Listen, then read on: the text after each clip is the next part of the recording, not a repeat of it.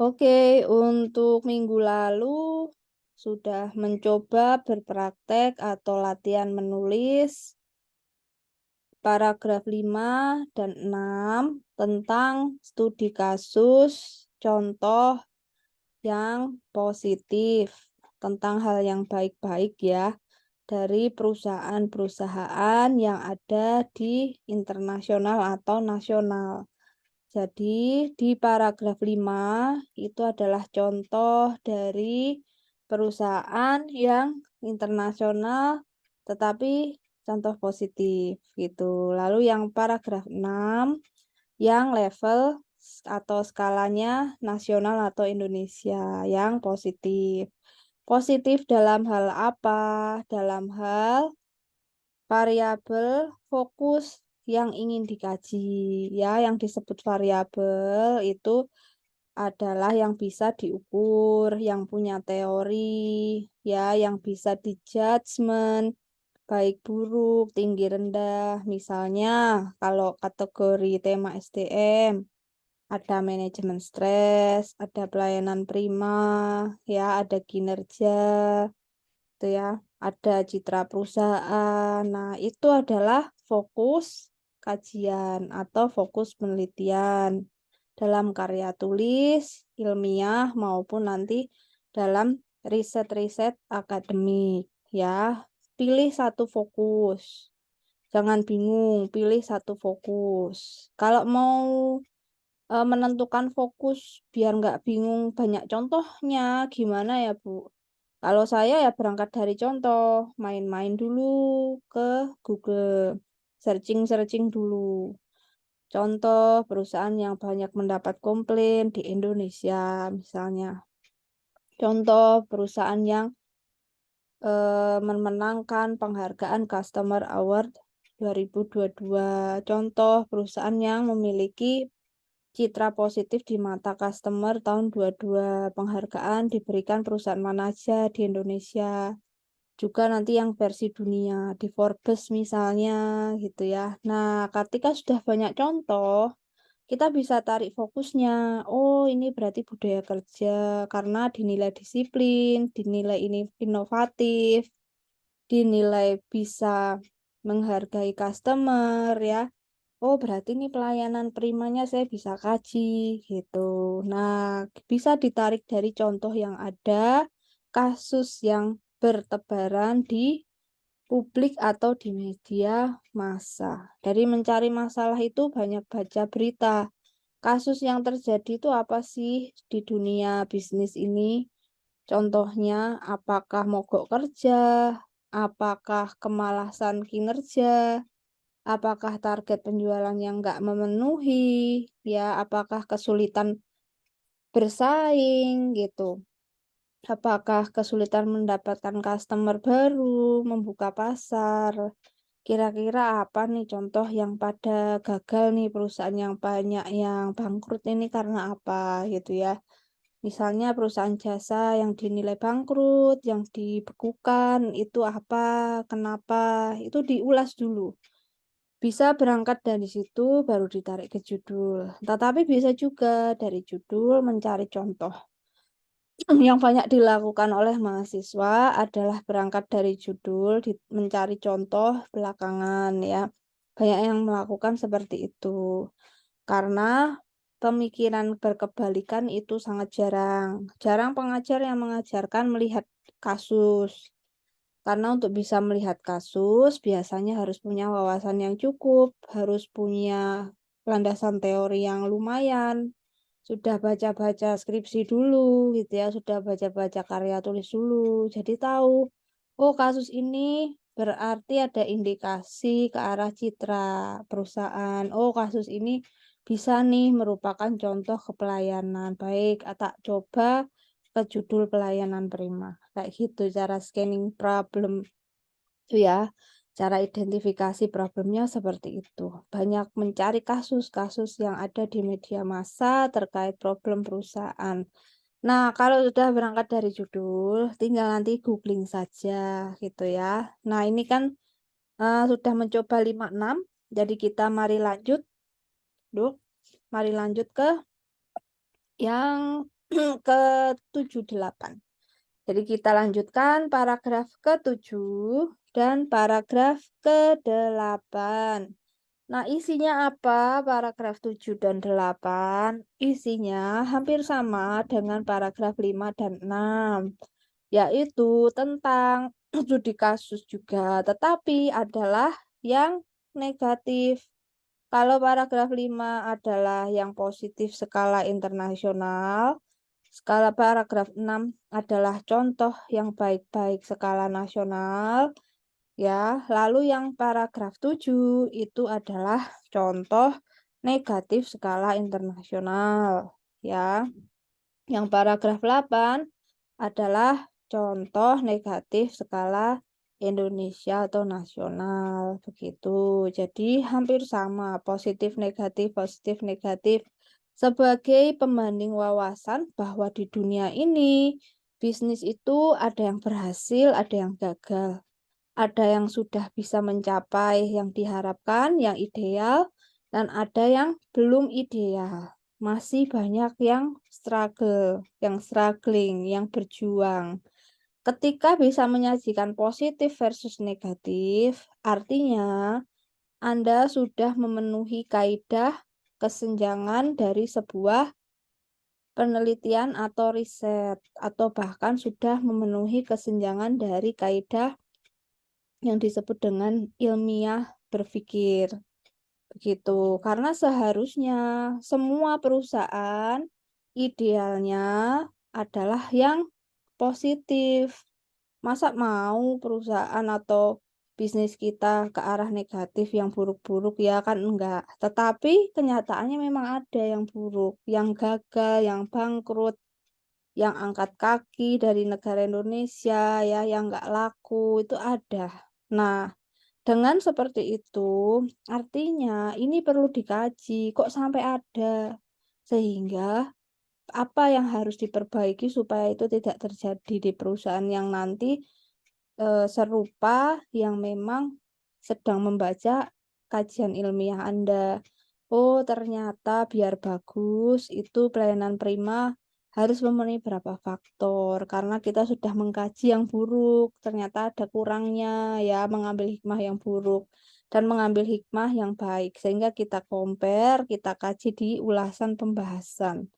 Nah, itulah yang disebut dengan pendekatan ilmiah based on data dari kasus yang ada. Ya, nanti di-compare juga dengan teori. Gitu yang ada di bab 2.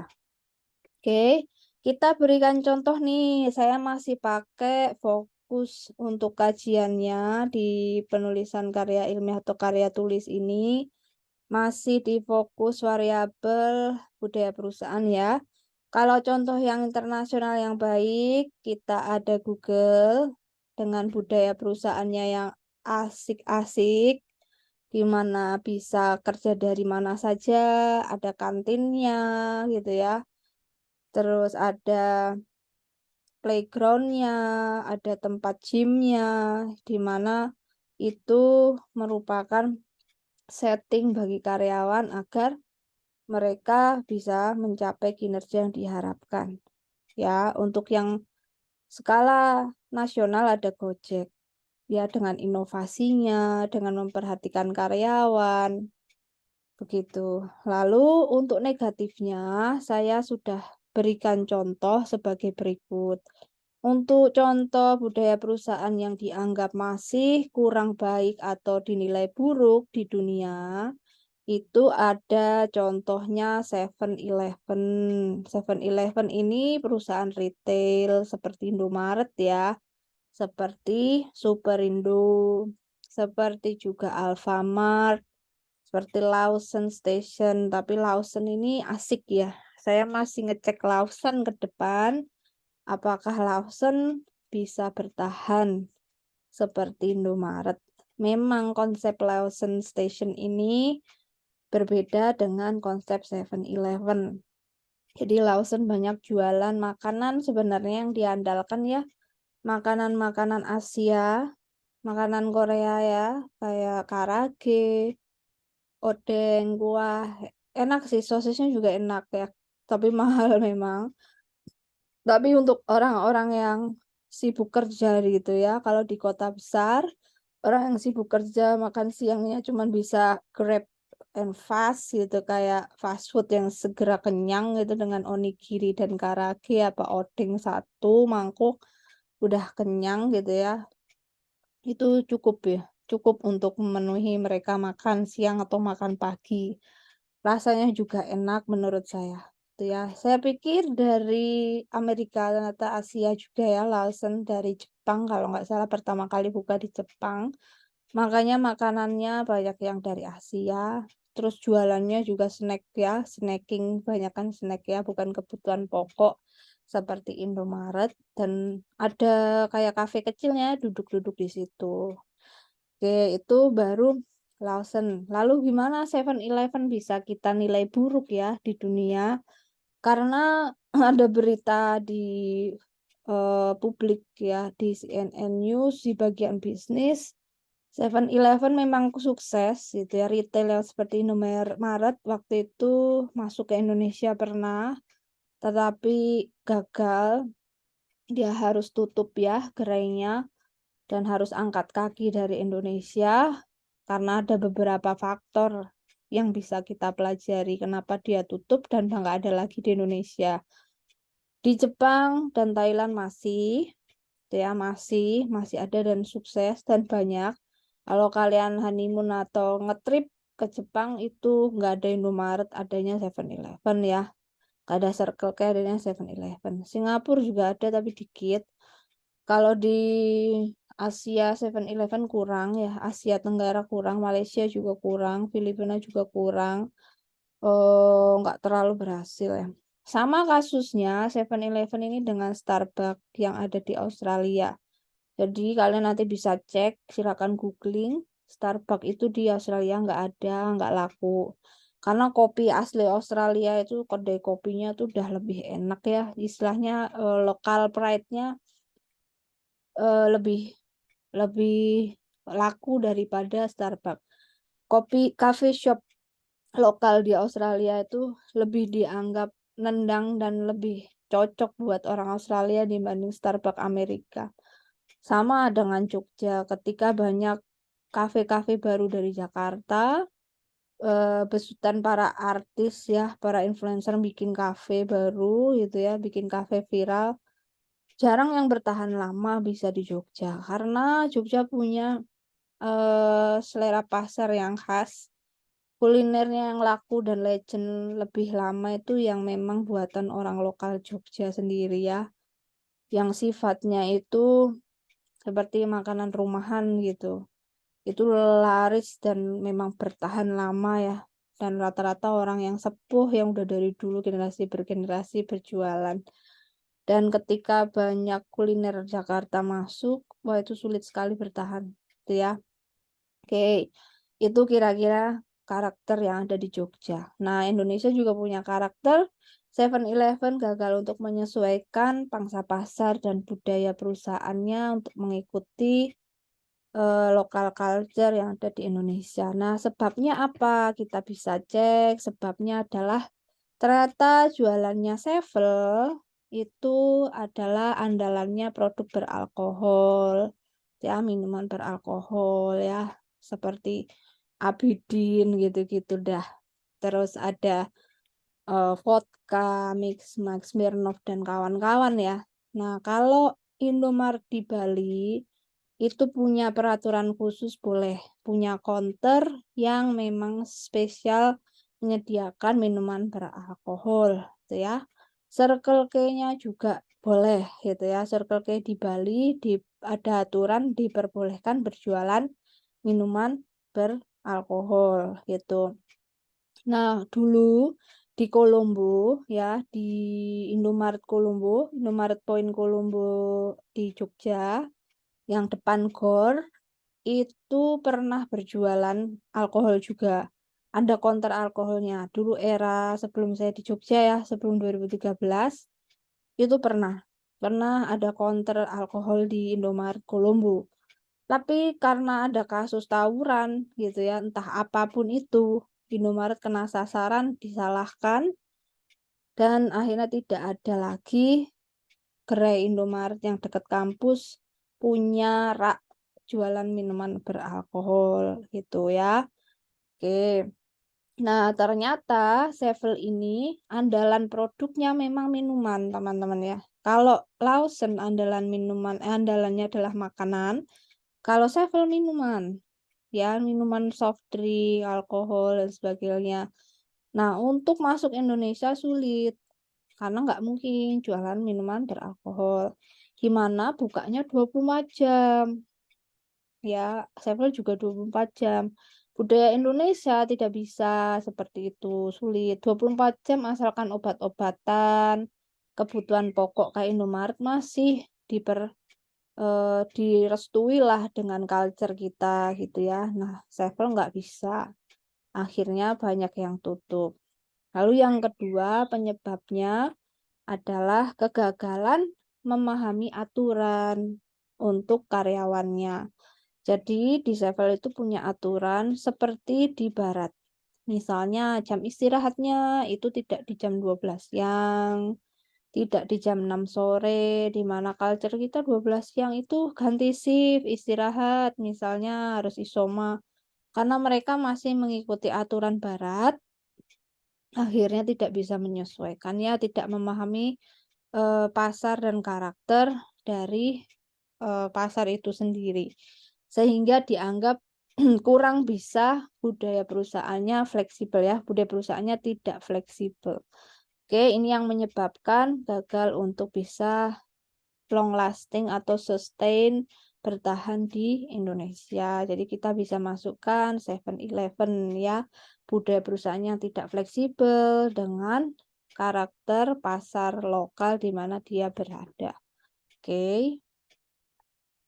Mungkin Sevel kalau di Bali cocok ya, tapi kalah juga sama Circle K karena harganya Sevel itu mahal banget, minta ampun ya. Pernah masuk ke Sevel Jakarta ya ilah mahal ya. Pernah ke Singapura ke Sevel ya ilah mahal. Kalah jauh sama yang lain ya istilahnya nggak bisa bertahan. Dia nggak bisa bertahan karena harganya mahal itu tadi. Belum aturan yang ketat, ya tidak fleksibel.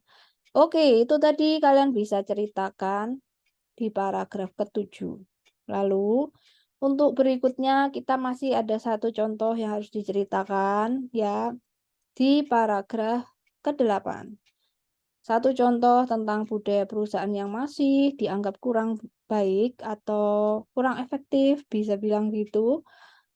Ini saya contohnya keliru, tulisannya bukan di dunia, tapi ini di Indonesia, gitu ya. Memang dia perusahaan dari India ya, ownernya orang India kalau nggak salah. Ke Malaysia, saya lupa. Tapi dia beroperasi secara keseluruhan di Indonesia.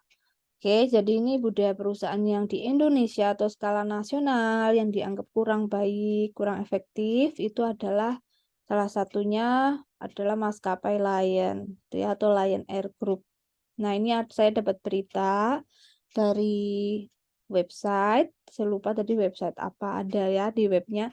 Jangan lupa kalau kalian memberikan contoh nama merek-merek seperti ini, sebutkan nanti ya dalam kurung atau menurut berita di kompas.com tanggal sekian, komplain nasional oleh Badan Perlindungan Konsumen Nasional terkait dengan Lion Air dan sebagainya. Disebutkan saja sumbernya dari mana, gitu ya. Biasanya nanti di tugas akhir skripsi atau skripsi memang harus ada contoh dan menyebut merek perusahaan dan menyebut source atau sumbernya gitu ya. Bisa dalam kurung HTTP-nya boleh dalam kurung www tapi di bawah sekali ya di bagian akhir kalimat di paragraf ya. Kalau mau dalam kurung misalnya. Tapi kalau nggak mau dalam kurung misalnya langsung menurut website Kompas sekian, tanggal sekian, itu nggak usah dalam kurung ceritanya, berarti dibuat kalimat langsung. Tuh. Nah, di sini Lion Air diberitakan banyak mendapat komplain, ya seperti kita yang sudah pernah dengar karena keterlambatannya, ya karena delay-nya ini nggak main-main ini dari BPKN, Badan Perlindungan Konsumen Nasional sendiri ya.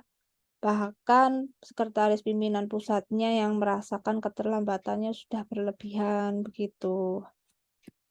Penyebabnya apa sih gitu ya, atau apa yang menjadi indikasi atau ciri-ciri sehingga kita bisa nilai bahwa budaya kerja atau budaya perusahaan di Lion ini dianggap buruk ya. Ya ada dua ada dua aspek yang merupakan ciri-ciri budaya perusahaan di Lion ini dianggap kurang baik. Pertama adalah komunikasi bisnis atau komunikasi perusahaannya tidak efektif. Seharusnya kalau ada delay, diinformasikan ke pelanggan, baik melalui chat maupun melalui email. Minimal seperti maskapai hijau tetangganya, Citylink, atau yang biru seperti Garuda gitu ya. Memang berbeda harga, tetapi bagaimanapun itu kan bagian dari komunikasi perusahaan yang harus dilakukan. Budaya yang baik adalah yang bisa memberi kepastian dan melayani konsumen dengan sungguh-sungguh, ya. Lalu ketika terjadi delay, minimal itu memberikan kompensasi, apakah mendapatkan makanan seperti kereta api Indonesia ya, KAI ya. Kalau delay itu pernah saya naik ya ke Bandung, ada kecelakaannya di Jawa Timur, jadi delaynya lumayan lama naik kereta itu, akhirnya kita dapat lunchbox dan juga minuman ya, minuman air mineral ya. Kita dapat kompensasi. Kalau di lain nggak dapet, tuh ya, nggak dikabarin dan nggak dapet. Kalau Citylink lagi delay, ya itu kita dikabarin. Atau minimal kita kalau diundur penerbangannya, kita di WhatsApp.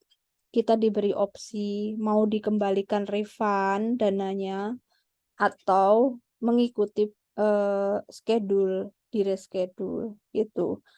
Lalu kompensasi yang pernah saya alami ketika naik Garuda ke Kupang. Jadi tiketnya 1,7, 1,5, antara 1,5 1,7 ya dari Surabaya. Kita dapat kompensasi 400.000. Sekitar 300-400.000 lah. Kita antri gitu ya ke counter dibagikan cash. Bayangin tuh bos-bos ngantri dapat sembako ya, duit cash. Seneng, happy gitu ya. Padahal harusnya kita udah sampai sih di rumah, tapi harus masih di Bandara Juanda, harus nunggu jam 1 siang, padahal harusnya sih jam 8 pagi udah take off gitu ya. Kita dapat kompensasi uang 300.000 sampai 400.000 rupiah ya. Tiketnya tetap kok tidak hangus, cuman kita dapat duit aja karena itu sudah bagian term and condition kompensasi dari Garuda Indonesia. Nah, itu tidak dilakukan oleh Lion. Memang tidak semua tujuan atau asal dari Lion itu terlambat, tapi mayoritas iya gitu ya. Katanya yang bagus tidak pernah delay itu Denpasar Jogja, Jogja Denpasar. Pernah nyoba sekali, memang bagus sih, nggak delay. Pesawatnya stabil, pilotnya juga oke, take off landing juga nyaman ya, bagus, smooth. Lalu katanya mahasiswa juga Lombok juga bagus, Lombok Jogja, Jogja Lombok, pokoknya Lombok bagus.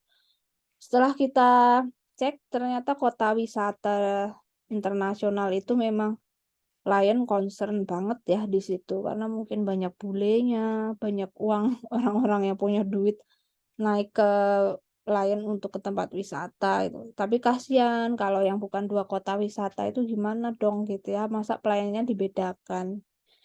Oke, jadi kurang lebih seperti itu contohnya yang teman-teman harus bisa mencari indikasi ciri-ciri mengapa budaya perusahaan tersebut buruk atau dianggap jelek gitu ya. Ada sebab apa gitu ya, ada faktor apa. Oke, lanjut. Nanti dirangkai sehingga di paragraf 7 bercerita 7-Eleven, paragraf 8 bercerita Lion Air Group. Dan setiap akhir dari paragraf diberi satu kalimat penutup gitu ya. Kalimat penguat itu atau dengan penghubung sehingga, maka, ya, perlu ada perbaikan budaya, perlu diberikan solusi agar budaya perusahaan bisa ditingkatkan lagi dan kepuasan pelanggan menjadi prioritas dari perusahaan. Kalau memang judulnya itu untuk meningkatkan kepuasan, berarti ke kepuasan. Kalau misalnya budaya perusahaan untuk kinerja, berarti budaya perusahaan ini dinilai buruk sehingga merupakan indikasi kinerja yang kurang baik. Nah, kalau kinerja kurang baik mengakibatkan reputasi nanti berimbas, misalnya begitu. Jadi ada sedikit diserempetkan dengan judul-judul yang Anda pilih ya. Oke, setelah membuat paragraf 7 dan 8 merupakan contoh yang negatif, skala internasional dan nasional, saatnya membuat paragraf atau alinea penutup dari latar belakang di bab 1, yaitu paragraf ke-9.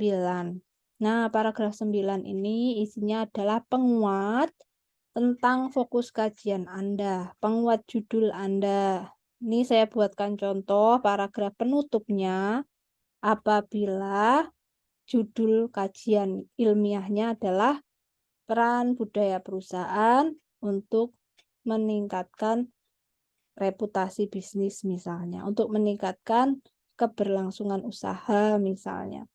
Nah, di sini saya berikan paragraf penutupnya berdasarkan beberapa contoh terkait dinamika budaya perusahaan yang perlu diperbaiki seperti komunikasi yang masih belum efektif, kegagalan memahami pasar lokal, lalu implementasi aturan yang tidak mengikuti budaya setempat misalnya, atau kurang memahami karyawan, sehingga artinya di sini perlu ada kajian mendalam tentang budaya perusahaan yang dinilai baik itu yang seperti apa untuk meningkatkan reputasi perusahaan misalnya, agar beberapa perusahaan punya solusi membenahi budayanya, gitu ya, sehingga perusahaan akan lebih bertahan lama masa masa bisnisnya ya, atau kita bilang berdampak pada sustainabilitas. Karena yang penting punya bisnis itu adalah bisa bertahan lama, bisa berumur panjang, tidak hanya buka langsung besok bangkrut, hanya bertahan di era kita aja sebagai owner dan founder, kan kita maunya anak cucu kita bisa meneruskan. Jadi sustainabilitas itu adalah semua fokus tujuan utama dari bisnis. Kalau bisa diturunkan gitu ya. Oke. Oke, teman-teman. Jadi kurang lebih seperti itu yang teori minggu ini yang harus dicoba melanjutkan kembali. Monggo yuk yang mau tanya, yang bingung, atau yang mau weekendan gitu ya. Tadi pagi ada yang tanya, Bu, apakah harus menyebut merek untuk berikan contoh positif negatif? Iya, wajib menyebut merek. Wajib menyebutkan nama perusahaan karena kajian ilmiah itu gamblang, teman-teman. Bahkan di judul ya, kalau di tugas akhir skripsi itu bahkan contoh kasusnya itu nempel di judul. Itu ya, pengaruh A, B terhadap C dan Y di perusahaan Lion Air Makassar. Bahkan seperti itu nempel langsung. Nah, tapi ini kajian ilmiah, jadi contohnya bisa digabungkan di dalam karena sifatnya masih karya tulis yang umum, begitu ya. Jadi sebutkan nama merek perusahaannya. Namanya empirical itu adalah kasus nyata, empirik, real, nyata, di mana itu benar-benar terjadi, memang ada, memang itu good reputation, dan itu memang bad reputation. Tuh ya. Bu, kalau misalnya bad reputation-nya atau reputasi buruknya itu tidak dipublish, tidak diketahui umum, tidak bisa, teman-teman. Jadi Anda harus cari di media massa. Misalnya pabrik di rumah saya itu bangkrut, Bu, tapi tidak di blow up. Nah, ini takutnya hoax dan kurang punya kekuatan ilmiah karena sifatnya bias, takutnya bias ya. Karena kan kita belajar ilmiah pendekatan penyelesaian masalah di mana sudah dibuktikan oleh sumber-sumber terkait, sumber-sumber kredibel. Kalau hanya katanya, lalu kita langsung percaya dan ambil keputusan, itu sangat berbahaya. Lebih baik cari yang sudah pasti, yang pernah di blow up di media massa, yang seluruh Indonesia tahu, seluruh dunia sudah tahu, tidak bisa menyangkal lagi, oh memang Amazon bagus, ya perusahaan e-commerce Amerika Amazon oke, oh Alibaba oke. Tetapi kok kurang cocok masuk ke Indonesia, budayanya nggak bisa e-commerce-nya misalnya, karena Amazon semuanya kartu kredit ya. Jadi bayarnya pakai kartu kredit. Kita nggak budaya kredit kurang ya. Asuransi juga kita budaya itu nggak bisa masuk. Amazon semua pembayaran pakai CC, ya kartu kredit. Nah kalau di Shopee bisa pakai transfer gitu ya, pakai e-wallet masih bisa diterima budaya Indonesia. Nah itu kenapa berbeda. Bu harus sebut merek, wajib sebut merek. Kenapa? Supaya bisa tahu contoh yang baik itu yang mana, yang nggak baik yang mana. Jadi pembelajaran untuk bisnis kita ke depan. Siapa tahu kita memang besok bergerak di bidang yang sama. Yang kita bisa mengajak kepada perusahaan yang sudah ada yang baik-baik. Dan bisa belajar dari perusahaan yang bangkrut atau yang reputasinya sudah buruk misalnya. Jadi bad reputation-nya harus yang memang sudah dicap oleh masyarakat umum, publik ya. Jadi sebut merek saja, wajib sebut merek. Nanti pas skripsi ya memang harus sebut merek. Misalnya Mbak, kenapa pelayanan publik dianggap negatif? Kenapa mau menilai pelayanan prima di instansi pemerintah gitu ya? Kenapa? Saya Bu pernah ini lihat data komplain di Disduk Capil, misalnya di Jawa Tengah atau di Kabupaten Bantul misalnya pelayanan KTP-nya Bu. Ada data komplain yang saya temukan. Nah, itu harus menyebut merek, nama instansinya, PT-nya, gitu ya. Googling saja, teman-teman. Ini kalau karya tulis enak. Cari perusahaan yang memang sudah terkenal buruk gitu ya. Kalau yang negatif, contoh negatif ini bisa cari perusahaan yang memang sudah bangkrut. Dulu punya nama besar, lalu sekarang sudah tidak pernah beroperasi lagi. Itu lebih mudah. Ya, itu lebih mudah. Jadi yang satu kuncinya kalau mencari contoh negatif itu adalah perusahaan yang sudah gulung tikar, yang dulu punya reputasi baik ya. Lalu yang kedua, kalau mau cari contoh negatif lagi adalah yang sering dapat banyak komplain, tuh ya, yang sering dikeluhkan pelanggan, tuh. Lalu yang sering mendapat teguran dari pemerintah atau yang sering dibekukan atau nggak laku atau bagaimana gitu ya, atau di internasional dianggap berbahaya produknya. Nah itu perlu ya. Indofood juga pernah kena kok di Taiwan karena dianggap memakai bahan makanan yang keras ya, tekstil, tapi orang Indonesia biasa makan tekstil mah aman. Kalau luar negeri standar kesehatannya memang tinggi ya, jadi nggak bisa masuk. Nah mungkin dianggap gagal di luar negeri tapi di Indonesia dianggap berhasil. Ini macam-macam sudut pandang mau melihat yang mana.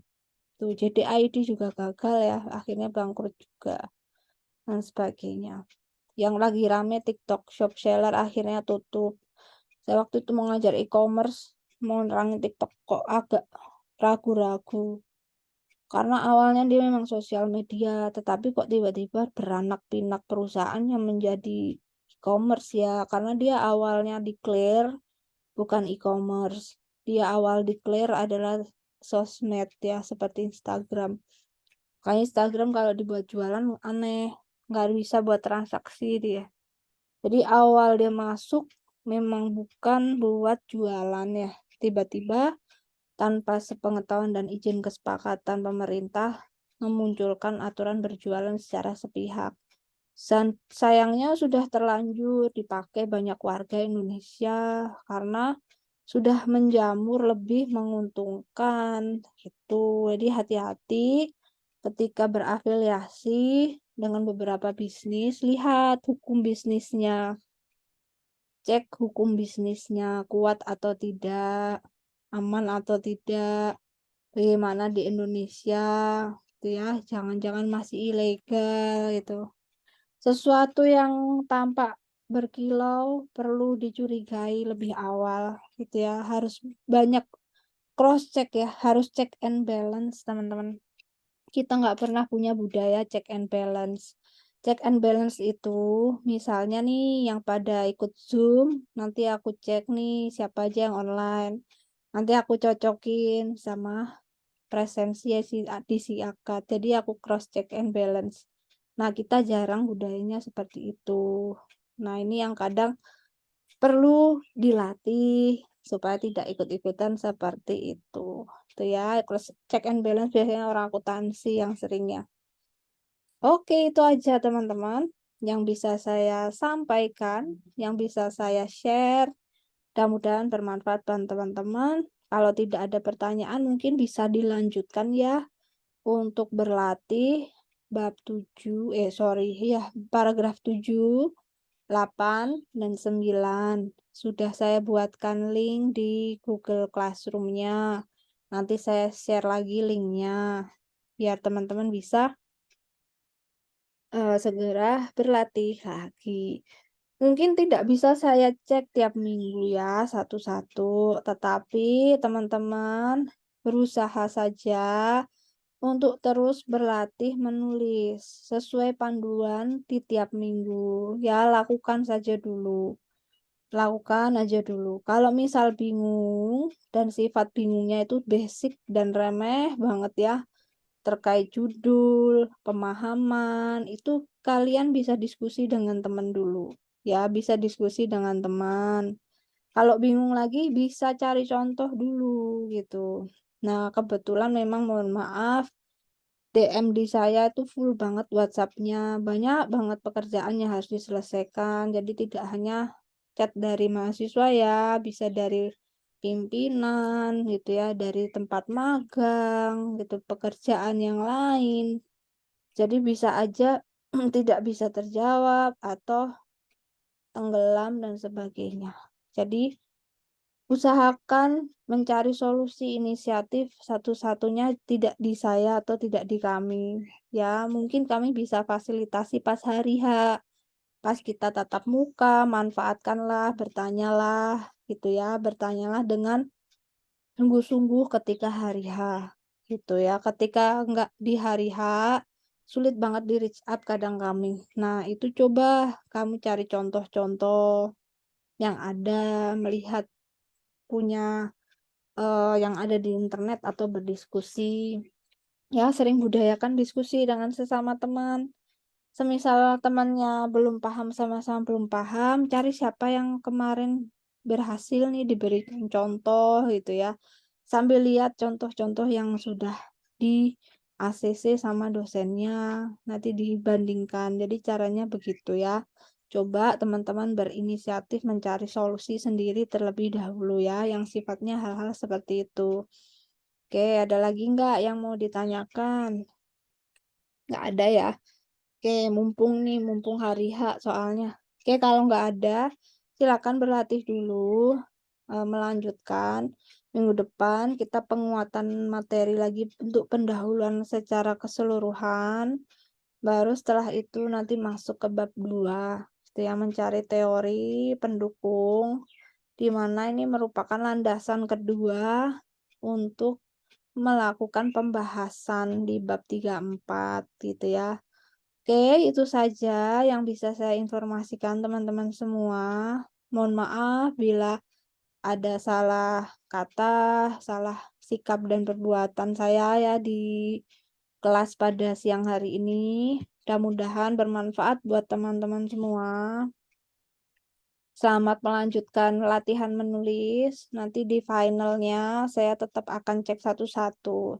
Tapi untuk saat ini kalian punya proyek, bertanggung jawab masing-masing menyelesaikan sesuai panduan tiap minggunya gitu ya. Memang nggak bisa bagus, tetapi yang penting dilatih terus. Intinya seperti itu. Tuh ya, nanti lama-lama akan terbiasa. Kalau rasa bahasanya aneh, memang awalnya aneh, nanti lama-lama direvisi, terlihatnya udah enak gitu ya. Oke, kurang lebih seperti itu teman-teman. Selamat melanjutkan aktivitas, selamat weekend, selamat siang. Assalamualaikum warahmatullahi wabarakatuh. Waalaikumsalam warahmatullahi wabarakatuh. Ini kita presensi dulu ya. Oke, ini saya stop share dulu ya.